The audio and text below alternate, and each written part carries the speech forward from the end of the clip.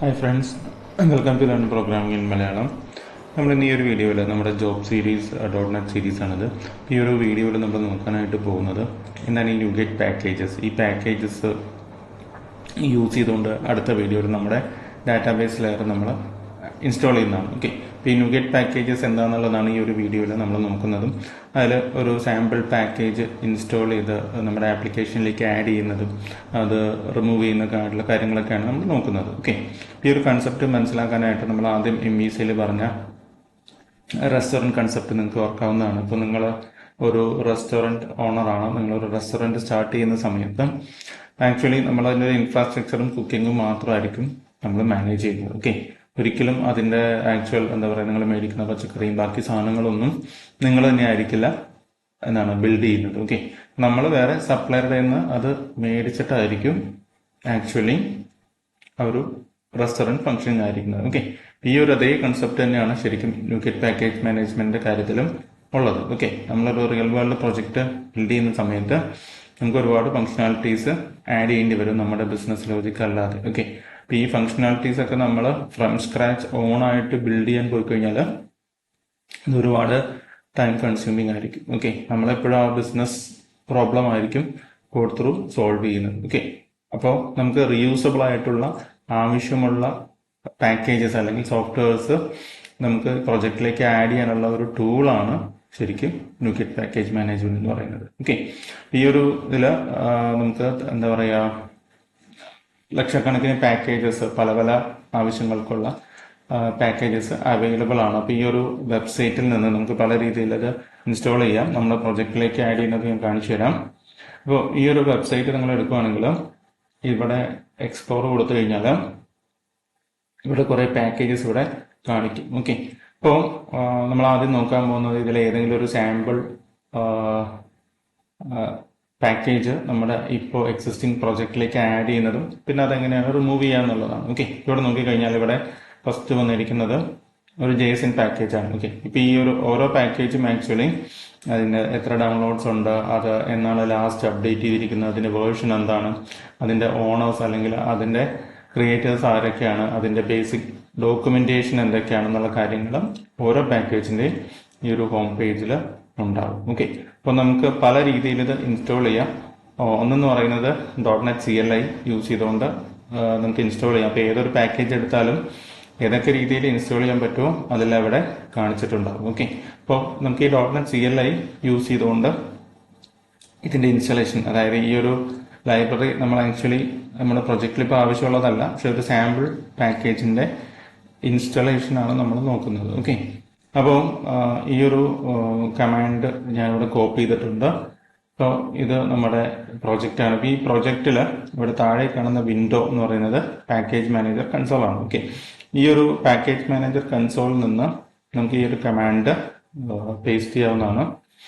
എന്നിട്ട് എൻ്റർ അടിച്ചു കഴിഞ്ഞാൽ ഈ ന്യൂഗേറ്റിൻ്റെ പാക്കേജ് മാനേജ്മെന്റ് റെപ്പോസിറ്ററിയിൽ ഈ ഒരു കാര്യം ഡൗൺലോഡ് ആവുന്നതാണ്. ഓക്കെ, ഇപ്പോൾ ഇവിടെ കുറേ URLs ഇങ്ങനെ വരുന്നത് നിങ്ങൾക്ക് കാണാനായിട്ട് സാധിക്കും.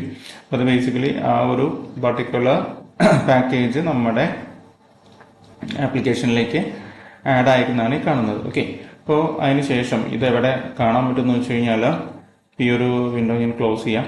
നിങ്ങളുടെ പ്രൊജക്റ്റ് വിൻഡോ എടുത്തു കഴിഞ്ഞാൽ ഈ പ്രൊജക്ട് വിൻഡോയിൽ ഇവിടെ മാനേജ് ന്യൂഗേറ്റ് പാക്കേജസ് എന്ന് പറയുന്ന ഒരു മെനു നിങ്ങൾക്ക് ഇവിടെ കാണാനായിട്ട് സാധിക്കും.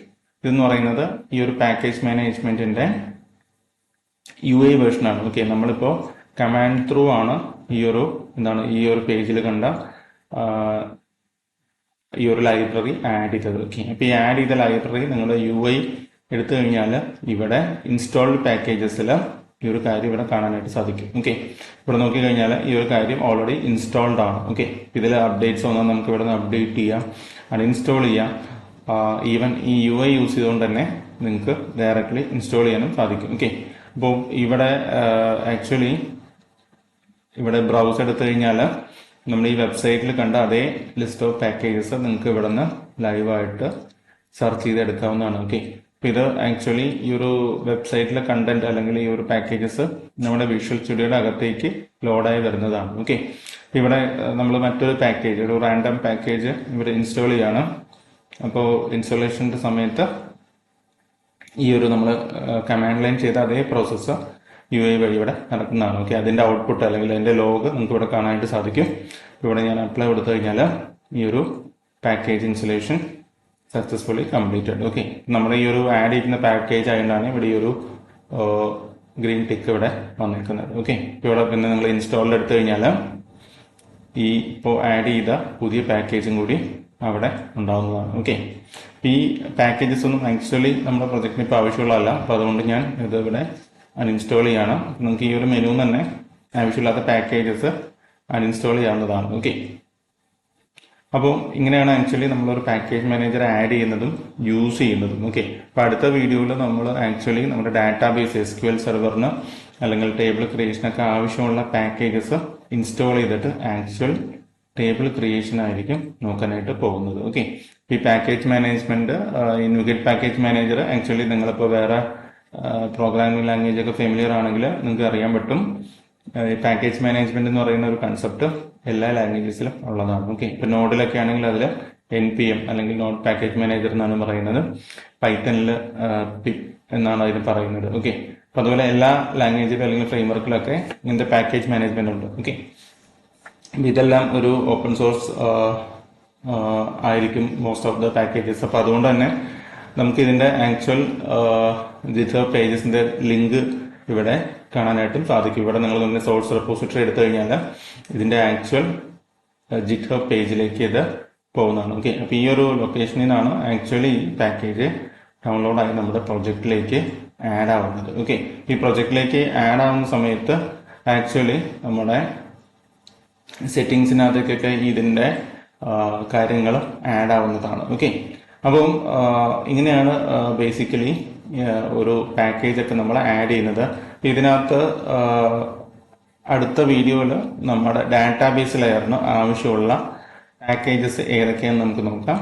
അത് ആഡ് ചെയ്തുകൊണ്ട് ആക്ച്വൽ ടേബിൾ ക്രിയേഷൻ നമ്മൾ സ്റ്റാർട്ട് ചെയ്യുന്നതാണ്. ഓക്കെ, അപ്പോൾ ഈ ഒരു പ്രൊജക്റ്റ് നമ്മളിവിടെ ബേസിക് ആയിട്ട് തുടങ്ങിയെങ്കിലും ഇതിന്റെ അഡ്വാൻസ്ഡ് സീരീസിൽ നമ്മൾ ആക്ച്വൽ ഒരു real dashboard, student course management, അതിന്റെ ഡാറ്റാബേസിന്റെ കൈൻഡ് ഓഫ് റിലേഷൻഷിപ്സ്, അഡ്വാൻസ്ഡ് ആയിട്ടുള്ള ഫയൽ അപ്ലോഡ്സ്, റിയൽ ഡിപ്ലോയ്മെന്റ്, അങ്ങനത്തെ അഡ്വാൻസ്ഡ് കാര്യങ്ങളാണ് ഇനി ഫർദർ ആയിട്ട് അഡ്വാൻസ് ലെവലിലേക്ക് നമ്മൾ റീച്ച് ചെയ്യുമ്പോൾ വരാനായിട്ട് പോകുന്നത്. അപ്പോൾ ഈ ഒരു പ്രൊജക്റ്റ് നിങ്ങൾ ഫുള്ളി കംപ്ലീറ്റ് ചെയ്ത് കഴിഞ്ഞാൽ ഫുള്ളി കംപ്ലീറ്റ് ചെയ്ത് കഴിഞ്ഞാൽ നിങ്ങൾക്ക് ആക്ച്വൽ ഒരു ജോബ് റെഡി പ്രൊഫൈലും ഒരു പോർട്ട്ഫോളിയോയും ഇതിനൂടെ ബിൽഡ് ആവുന്നതാണ്. കാരണം ഈ ഒരു പ്രൊജക്റ്റിന്റെ കംപ്ലീഷൻ ആയിരിക്കും ഈ ഒരു വീഡിയോ സീരീസിന്റെ എൻഡ് എന്ന് പറയുന്നത്. ഓക്കെ, അപ്പോൾ ഈ വീഡിയോ സീരീസ് ഫുള്ളായിട്ട് സ്റ്റിക്ക് ഓൺ ചെയ്യുക.